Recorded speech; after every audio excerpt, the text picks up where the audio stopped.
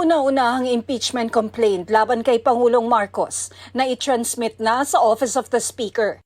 Inihain niya ni Attorney Andre De Jesus noong January 19 at inendorso ni House Deputy Minority Leader Jet Nisay.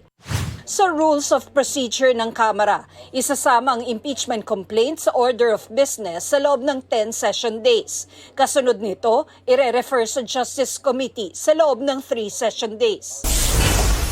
Cavite 4th District Representative Kiko Barsaga nahaharap sa ikatlong cyber libel complaint. Isinampa ito ni Manila 2nd District Representative at National Unity Party member Rolando Valeriano. Nagugat ang reklamo sa online post ni Barzaga kung saan inakusahan niyang nasuhulan umano ng isang personalidad ang ilang mambabatas na miyembro ng kanyang partido.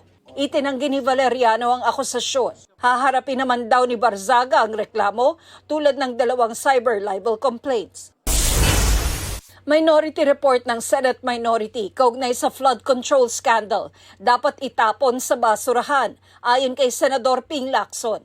Sabi ni Lacson, pambabastos ang minority report na isinumite habang gumugulong pa ang investigasyon ng Senate Blue Ribbon Committee sa flood control issue. Punto ni Lacson, may botohan naman kung saan pwedeng maisama ang mga puna para sa final report.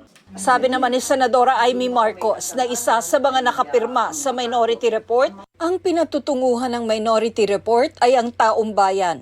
Ayaw na raw niyang patulan ang usaping respeto. Kung may nangyayaring pinakamalaking bastusan, yun daw ay ang pambabastos sa talino at pangunawa ng Pilipino. Hindi raw siya ang may basurang pinagtatakpan. Tina Panganiban Perez, nagbabalita para sa GMA Integrated News.